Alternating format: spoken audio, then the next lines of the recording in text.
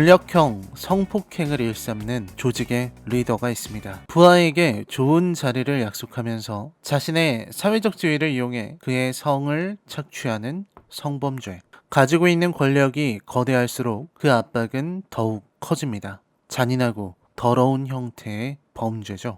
밤쉘, 세상을 바꾼 폭탄 선언은 2016년에 있었던 폭스뉴스 사건을 다루고 있습니다. 그레천 칼슨은 언론 권력의 제왕이라 불리는 폭스뉴스 회장 로저 에일스를 고소했습니다. 위력에 의한 성추행 혐의였습니다. 그레천 칼슨의 폭로는 맥인 켈리의 또 다른 폭로로 이어지며 미국 최대의 보수 언론 또는 미국 최악의 극우 언론이라고까지 불리는 폭스뉴스의 수장을 침몰시키기에 이릅니다. 이 영화를 보면서 느낀 것은 권력에 의한 지위와 위력을 이용한 성범죄가 얼마나 교묘하고 잔인하고 더러운지 깨닫는 것이었습니다. 사실 영화가 대단한 명작인 것은 아닙니다. 뛰어난 작품이라고 부르기에는 어려운 측면이 있어요. 성범죄의 진실을 알리고 또 여성들이 받을 공포와 절망을 표현하는 것에는 충실했으며 2차 가해가 어떤 식으로 벌어지는지도 잘 알리고 있지만 정작 메시지 이후를 그리는 데에는 그리 능숙하지 못했습니다. 그럼에도 불구하고 이 영화는 강렬한 메시지를 던집니다. 그게 이 영화의 전부이기도 하죠. 빅쇼트의 제작진이 만든 영화답게 탄탄한 구성을 자랑하고 또 제사의 벽을 넘는 장면들이 종종 등장합니다. 카메라를 바라보고 관객에게 직접 말을 거는 제사의 벽 넘기는 영화를 현실의 경계에 살짝 걸치게 만드는 느낌을 전해줍니다. 그리고 벽을 넘어 말을 거는 인물이 바로 맥인 켈리라는 것도 의미심장했죠. 폭스뉴스 사태가 터지고 미국은 미투 운동을 전개했습니다. 세상에 만연한 성범죄는 우리를 놀라게 했습니다. 헐리우드에 널리 퍼진 다양한 종류의 성범죄가 폭로되고 우리가 잘 알던 배우들, 감독들이 파렴치한 성범죄자였다는 것이 밝혀지기도 했습니다. 그리고 미투 운동은 우리나라에서도 같은 방식으로 전개되었습니다. 원제는 밤쉘이었던 이 영화의 제목이 한국에 들어오면서 밤쉘, 세상을 바꾼 폭탄 선언이라는 끔찍하게 긴 부연 설명이 달린 이유도 바로 거기에 있을 것입니다. 말하자면 이 영화는 성범죄 폭로의 시발점이 된 사건을 다루면서 동시에 권력형 성범죄를 바라보는 방식을 교육하는 영화이기도 하니까요. 언제나 헐리우드의 실화바탕 영화를 보면 놀랍기도 하고 흥미롭기도 합니다. 고작 3년 전의 사건을 영화에 등장하는 대부분의 캐릭터가 생존해 있는 사건을 영화로 만들면서도 표현의 자유가 보장되는 미국의 자유를 향한 태도에는 존경을 표하지 않을 수 없네요. 상대가 직전 정권이든 대기업이든 현재도 방송을 진행하는 방송국과 언론인들이든 죄다 실명입니다. 영화에 성역을 두지 않는 모습입니다. 니콜 키드먼, 샤를리즈 테론, 마고 로비 그리고 존 리스고가 열연을 펼친 밤쉘, 세상을 바꾼 폭탄 선언 리뷰입니다. 여러분 이제부터는 치명적인 스포일러가 포함되어 있습니다. 스포일러를 원치 않으시는 분들은 영화를 보고 오셔서 리뷰를 마저 감상해 주시길 바랍니다. 그럼 리뷰 시작하죠.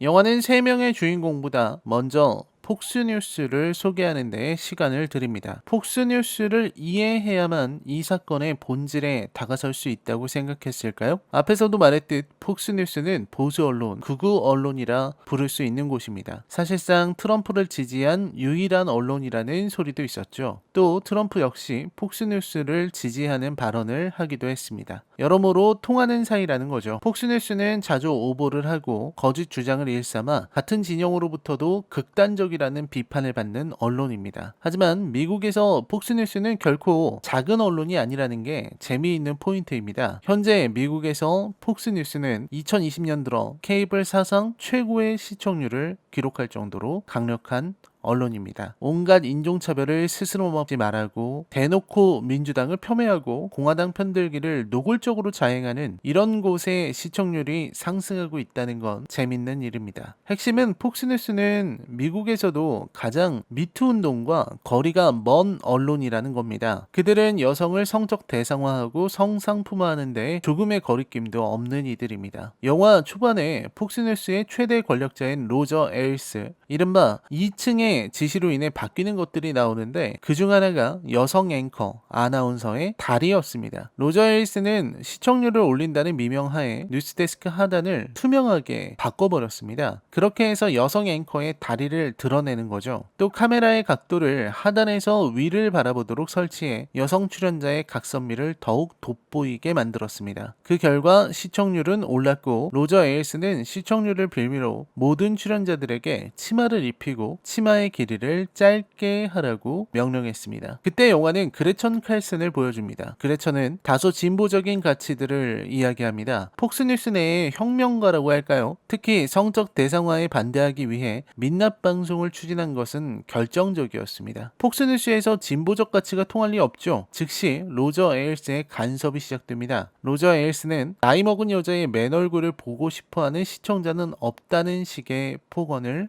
퍼붓습니다. 그레천이 성적 대상화와 관련한 의미를 설명해봐야 비웃을 따름이죠. 그리고 그레천 밑에서 일하던 케일라 포스피실은 그레천의 곁을 떠나게 되는데 이걸 말하기 전에 우선 그레천의 행동부터 언급해야겠습니다. 그레천은 사실 전부 이해하고 있는 것처럼 보입니다. 마치 일부러 로저 에일스의 눈밖에 나려고 안달난 사람처럼 행동하는 거죠. 저는 그 대목에서 그레천이 뭔가 분위기가 이상하다는 걸 알았습니다. 아마 이런 위화감은 모든 관객이 느꼈을 겁니다. 하지만 영화의 로저 에일스는 느끼지 못하죠. 권력이 그의 촉을 둔감하게 만든 것입니다. 케일라라는 가상의 캐릭터를 등장시킨 것은 신의 한 수입니다. 물론 저는 케일라와 교제하는 케일라의 친구 제스카에 대해서는 회의적이지만 어쨌든 케일라는 좋았습니다. 케일라는 그레천과 맥인이 겪었을 일을 실시간으로 보여주는 중요한 인물이죠. 부모님은 폭스뉴스만 보는 보수적인 분들이시고 케일라는 이곳에서 성공하고 싶습니다. 폭스가 아니면 안 되죠. 그걸 위해 케일라는 기회를 잡으려고 합니다. 그리고 기회를 잡으려는 케일라는 로저의 비서에게 접근하고 로저의 비서는 케일라를 로저의 방으로 안내합니다. 2층 폭스뉴스의 모든 권력이 집중된 비밀의 방. 로저 에일스는 그전에도 이 방에 오는 여성 출연자들에게 한 바퀴 돌아보라고 말하곤 했습니다. 불쾌한 심정을 드러내며 왜냐고 묻는 이들에게 로저는 TV는 영상 매체라는 말로 무마했습니다. 케일라는 아무것도 모른 채 로저와 교감하려고 애씁니다. 자신이 폭스를 얼마나 소중하게 생각하는지, 자신은 폭스를 얼마나 이해하며 어떤 비전을 보고 있는지, 폭스에서 성공하고 싶은 마음이 얼마나 간절한지 전달하려고 하죠.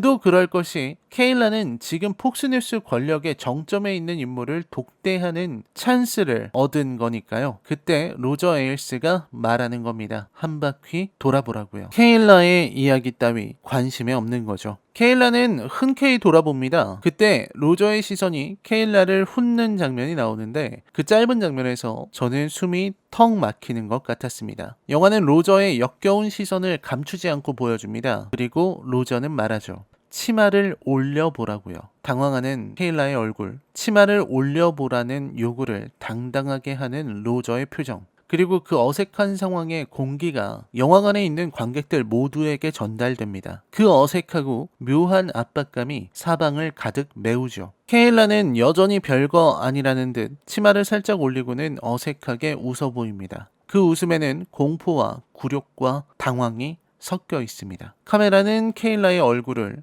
표정을 보여주지만 로저는 케일라의 얼굴을 보지 않습니다. 그의 시선은 오직 케일라의 다리에 고정되어 있습니다. 그리고 더 올리라고 명령하죠. 더, 조금 더. 마침내 케일라가 울 것 같은 표정으로 속옷이 보일 때까지 치마를 올리는 장면은 충격적입니다. 그 장면이 너무나 노골적이고 적나라해서 보는 제가 기분이 나빠질 정도였어요. 이 정도면 간접 체험의 수준입니다. 그 장면에서 한 여성의, 아니 한 인간의 존엄성이 어떻게 짓밟히는지 너무나 잘 표현되어 있어요. 무력하게 당하는 케일라의 모습과 그런 케일라를 무참히 능욕하는 로저의 모습이 폭력적으로 표현되고 있습니다. 그 장면은 한 권력자가 어떻게 한 인간을 찍어 누르는지 보여주는 가학적인 장면입니다. 그리고 그런 케일라의 모습을 보며 성적으로 흥분하는 로저는 명백한 변태 성욕자입니다. 로저와 케일라가 방 안에서 보여준 그 장면은 저 개인에게 상당히 충격적인 경험이었습니다. 권력형 성범죄가 어떤 식으로 일어나는지 설명함과 동시에 마고 로비가 그렇게 초라하고 약해 보일 수 있다는 걸 새삼 느끼게 하는 장면이었습니다. 그리고 잔혹할 정도로 폭력적인 로저의 다음 대사는 위력에 의한 성폭행이 얼마나 위험한지 잘 드러내고 있죠. 로저는 말합니다. 네가 원하는 것을 나는 줄 수 있다고요. 그러면서 덧붙여요. 그러려면 너는 내게 보답을 해야 한다고. 나는 충성심을 원한다고도 하죠.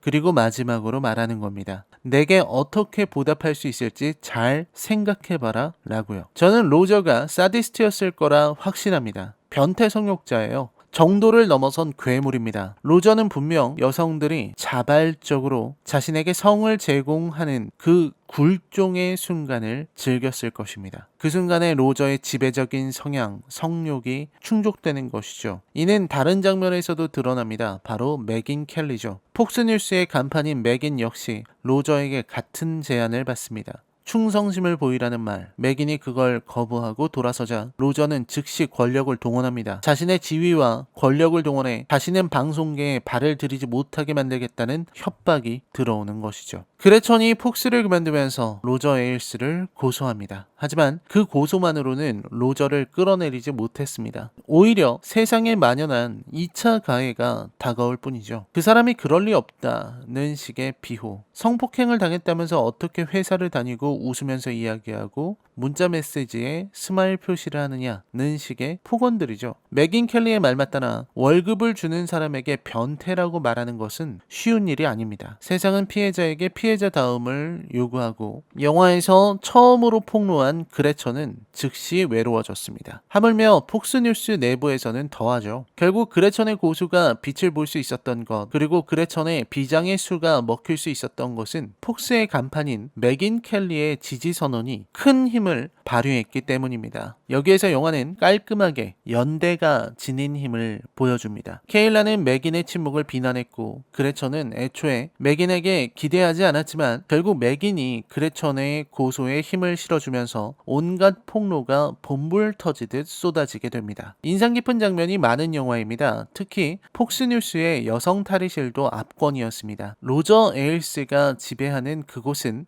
짧은 치마와 원피스만 존재하는 세상입니다. 바지? 그런 게 있냐고 되물을 정도죠. 어쩌면 그 변태 성욕자의 패티시를 반영한 것일지도 모르겠다는 생각이 들더군요. 아마 그렇겠죠. 가장 좋은 장면은 역시 그레천, 맥인, 케일라가 같은 엘리베이터에 탄 장면입니다. 셋은 같은 배를 타듯 같은 엘리베이터에 타 있습니다. 이는 이들이 서로 연대하게 된다는 암시죠. 문제는 이 셋이 전혀 서로에게 살갑거나 서로를 돕기는커녕 개인적으로는 대화나 인사도 제대로 하지 않는 사이라는 겁니다. 저는 그게 제일 좋았어요. 개인적으로 친하거나 알아서 서로가 서로를 돕는 게 아닙니다. 피해자에게 공감하고 나 역시 피해자가 될 수 있다. 혹은 나도 피해자라는 것이야말로 연대하는 가장 큰 동력이 된다는 걸 보여주는 것이죠. 그리고 영화의 제목처럼 셋 모두 금발이라는 점. 마지막으로는 그레천 역할의 니콜 키드먼이 50대, 맥인 역할의 샤를리즈 테론이 40대, 케일라 역할의 마고 로비가 이제 막 30대가 된 여성들이라는 겁니다. 그들은 각 세대를 상징하고 그 세대가 겪은 상황과 아픔, 그리고 역할을 상징하고 있습니다. 그런 부분이 참으로 흥미로웠습니다. 영화의 완성도는 그리 높지는 않습니다. 아쉬운 부분이 많아요. 특히 로저 에일스를 무너뜨리는 과정이 그리 치밀하게 이어지지 못했다는 점은 안타깝기도 합니다. 또 도널드 트럼프라는 인물을 조롱하고 비판하는 데에 너무 많은 시간과 대사를 할애했다는 점도 아쉬웠습니다. 트럼프가 여성 혐오를 했던 것도 사실이고 맥인 켈리도 그와 연결된 인물이지만 이 영화의 핵심에서는 벗어난 주제라 생각합니다. 이 영화가 보여주려는 것은 위력에 의한 권력형 성범죄의 구조적 문제이지 트럼프 같은 개인의 문제가 아니기 때문입니다. 또 셋의 이야기가 매끄럽게 연결되지 못하고 따로 노는 것도 아쉬웠습니다. 결말에 가서는 잘 연결되지 못한 이야기들이 툭툭 끊기는 게 눈에 보일 정도였습니다. 케이트 맥키너는 페미니즘 여전사에서 이번에는 폭스뉴스에서 일하는 레즈비언으로 나옵니다. 저는 케이트 맥키넌의 캐릭터도 아쉬웠다고 생각합니다. 너무 많은 이야기를 하다 보니 정작 성범죄를 조명하는 데에는 소홀했던 게 아닐까요? 결국 이 영화는 용기에 대한 이야기였습니다. 그레처는 진실을 폭로하기 위해 자신의 생계가 위협당하는 것을 감수할 용기를 냈습니다. 매기는 자신의 커리어의 정점에서 자신의 명예가 망가지는 것을 감수할 용기를 냈습니다. 마지막으로 케일라는 폭스뉴스에서의 꿈이 무너지는 것을 감수할 용기를 냈죠. 그 셋의 용기가 결국 세상을 바꾼 폭로를 가능하게 만든 것입니다. 용기 있는 여성들의 폭로, 그리고 권력형 성범죄의 민낯을 드러낸 작품.